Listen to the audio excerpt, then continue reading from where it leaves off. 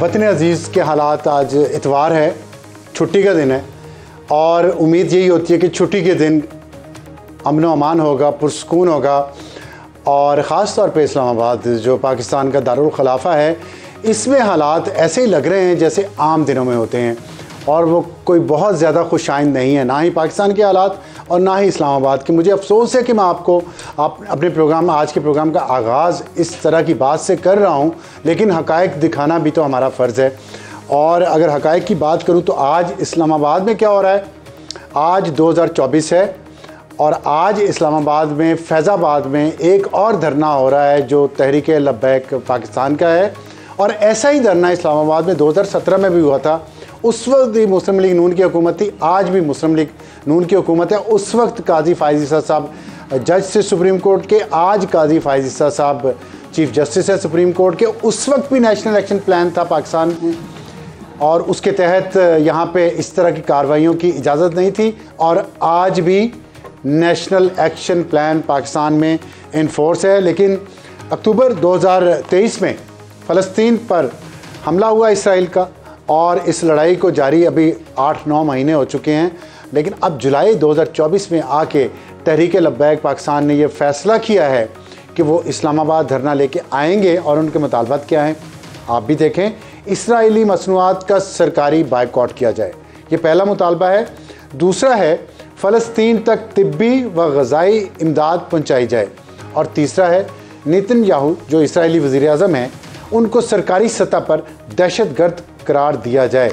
मुतालबात बहुत अच्छे हैं, लेकिन क्या मुतालबात को मनवाने का यही तरीका है कि लाखों लोगों की ज़िंदगियां मुश्किल कर दी जाएं, सड़कें बंद कर दी जाएं और एक दफ़ा मुल्क में फिर बेयकीनी की कैफियत पैदा कर दी जाए उस वक्त जब हुकूमत मुश्किल में है और TLP फैज़ाबाद में है और सुप्रीम कोर्ट में काजी फ़ाइज़ ईसा हैं।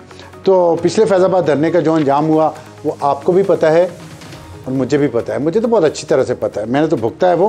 खैर, अभी देखते हैं इस दफ़ा क्या होता है। और इसके बाद जो सियासी गहमा गहमी है उसमें यह हुआ है आज के सनम जावेद जो पाकिस्तान तहरीक इंसाफ की एक वर्कर हैं, उनकी आज रिहाई हुई। और रिहाई के कुछ ही देर बाद जब वो फवाद चौधरी साहब के घर पे थी, वहाँ पे उनको गिरफ़्तार करने के लिए इस्लामाबाद पुलिस दोबारा पहुँच गई, उनको दोबारा गिरफ़्तार कर लिया गया। उनकी रिहाई बहुत थोड़े वक्त के लिए थी और उनको गिरफ़्तार करके इस्लामाबाद पुलिस ले गई वहाँ से।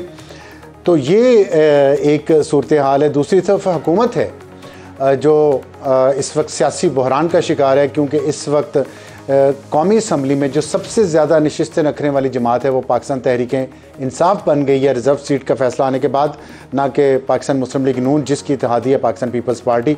और उन्होंने नीलम जहलम प्रोजेक्ट का जो डिज़ाइन ख़राब हुआ है और उसकी सर्वाइवल ख़तरे में पड़ गई है। $9 बिलियन का वो प्रोजेक्ट था जो इस वक्त इस हालत में नहीं है, वो चल नहीं रहा, वो बिजली पैदा नहीं कर रहा और पता नहीं वो चलता भी है कि नहीं चलता। आज उसकी मीटिंग थी, उसकी एक रिपोर्ट आई है, उस पर देखते हैं क्या होता है। और IMF के साथ एक नया मुआहिदा जो ना सिर्फ हुकूमत के गले का तौक बन चुका है बल्कि पाकिस्तानी अवाम के गले का तौक भी बन चुका है। महंगाई उसकी वजह से बहुत बढ़ गई है और आने वाले महीनों में ये महंगाई बढ़ेगी, कम नहीं होगी।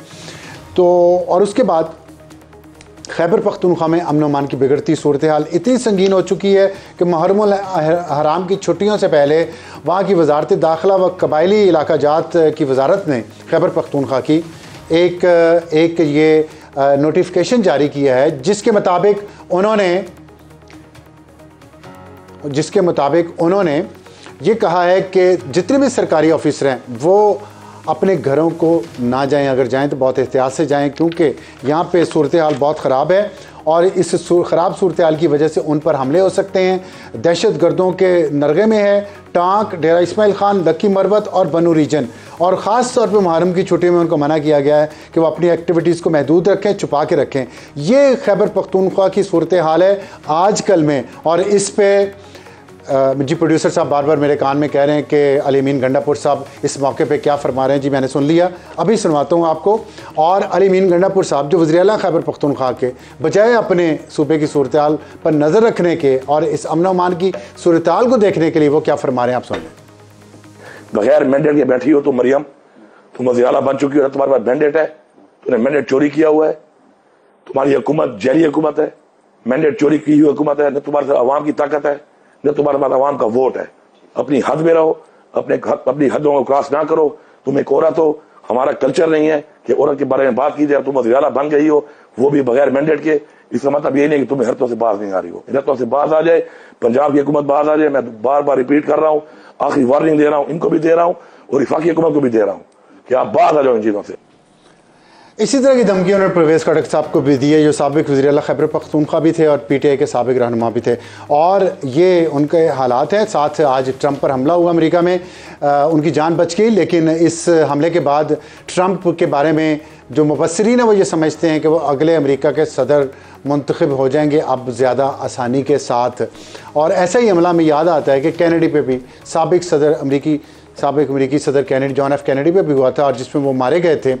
और उसके बारे में बहुत सारी कॉन्स्पिरेसी थ्योरीज़ हैं, साजिशी थ्योरियाँ घड़ी गई, जिसके में एक ये भी थी कि शायद CIA ने वो हमला कैनेडी पे करवाया था। तो अब ट्रंप के भी वहाँ की इस्टेब्लिशमेंट के साथ जो ताल्लुकात हैं वो अच्छे नहीं हैं, तो इस्टेब्लिशमेंट के साथ ताल्लुकात ख़राब करके ताकत में आना ये काफ़ी मुश्किल काम है। देखते हैं ट्रंप कर पाते हैं कि नहीं, और पाकिस्तान में ये हो पाता है या नहीं। लेकिन इसी दौरान यहाँ पे जो MNAs हैं PTI के, उनके बारे में ये ख़बरें आ रही हैं। शेख वकास अकरम ने भी ट्वीट किया है, उमर अयूब खान ने भी ट्वीट किया कि हमारे MNAs को डराया धमकाया जा रहा है। और इस वक्त तक जो हमारे पास ख़बर आई है उसके मुताबिक बैरिस्टर गौहर ने कहा है कि 41 जो MNA जिनका सुप्रीम कोर्ट ने जिक्र किया है, उसमें से 25 ने बयान अल्फ़ी इलेक्शन कमीशन में जमा करवा दिया है, सिर्फ 25 ने, और 7 शाम तक करवा देंगे। तो कुछ ना कुछ तो चल रहा है। जो फैसल वावडा ने कहा था कि अभी बहुत वक्त है, और इसी तनाजुर में उमर अयूब खान ने बहुत सख्त बयान दिए। उन्होंने धमकी दी है शहबाज शरीफ को और मरीम नवाज़ को और तमाम सरकारी अफसरान को कि मैं आपको देख लूँगा। और लफ्ज़ उन्होंने यूज़ किया है कि एंड हाउंड यू अंग्रेज़ी में हाउंड का क्या मतलब है, खैर ये तो उनकी चॉइस है। हम इस पर बात करेंगे कि PTI कैसे मुज़ाहमत करेगी। एक असद कैसर साहब का छोटा सा शॉट सुन लें। हमारा MNA अमीर सुल्तान साहब को कल रात अगवा किया गया है। गवर्नमेंट या इदारे जो जिसके पास इख्तियार है वो ज़ोर और ज़बरदस्ती से लोगों को कमिटमेंट है या वफादारी है उसको चेंज करने के लिए वो इस किस्म के इक़दाम करेंगे। तुम्हारा मुकाबला करेंगे, हर मुकाम पे करेंगे। अब मुज़म्मतों का वक्त ख़त्म हो गया, अब मुज़ाहमत है, हम मुज़ाहमत करेंगे। अली अमीन गंडापुर साहब से भी मैं मुतालिबा करूँगा कि वो चीफ इलेक्शन कमिश्नर के ख़िलाफ़ रेफरेंस तैयार करके जुडिशल कमीशन ऑफ पाकिस्तान में दाखिल कराए। सेनेटर अफनानुल्लाह साहब ने हमें ज्वाइन किया है। पाकिस्तान मुस्लिम लीग नून से आपका ताल्लुक़ है, और शुएब शाहीन रहनुमा हैं पाकिस्तान तहरीक इंसाफ के। अफनान साहब, आपने देख लिया जी, अब आप बताएं हुकूमत के पास क्या चारा है। कल आपकी मुस्लिम लीग नून की मीटिंग भी हो रही है, तो इतने चैलेंजेस हैं आपकी हुकूमत के लिए, आप समझते हैं कि आप इसे ओवरकम कर लेंगे? जी, बिस्मिल्लाहिर्रहमानिर्रहीम। देखें, चैलेंजेस तो बहुत बड़े बड़े हैं, इसमें कोई शक नहीं है, लेकिन माजी में इससे बड़े चैलेंजेस का पाकिस्तान मुस्लिम लीग नून की क़यादत ने मुकाबला किया है, और हम होपफुल हैं कि आगे भी कर लेंगे। मुकाबला किया है, नाकाम हुए, कामयाब भी हुए। 5 साल जो 2013 से 18 जो है पाकिस्तान का सुनहरी दौर था। आप 105 रुपये का डॉलर था, 6% इंटरेस्ट रेट था, फॉरेन एक्सचेंज आपके रिजर्व जो थे वो रिकॉर्ड थे, GDP आपका रिकॉर्ड माजी हो गया। अब तो आपकी हुकूमत, सीटें आपके पास सबसे ज़्यादा नहीं हैं, अवाम में मकबूलियत उतनी नहीं रही। अब आप ये TLP का यहाँ धरना आया हुआ है, PTI ने आपको कह दिया है कि हम तो मुज़ाहमत करेंगे, तो आप लोग क्या करेंगे, मुज़ाहमत या मुफ़ाहमत? देखिए, मुफ़ाहमत तो दो ताली जो है 2 हाथों से बचती है। तो अगर वो मुज़ाहमत करेंगे तो फिर हम भी मुज़ाहमत ही करेंगे। कैसे? आप तो कर रहे हैं, आप देखें ना, आपने MNAs कह रहे हैं, इल्ज़ाम लगा रहे हैं, आप MNAs गायब कर रहे हैं, हॉर्स ट्रेडिंग कर रहे हैं आप? नहीं, हम कोई MNAs नहीं गायब कर रहे।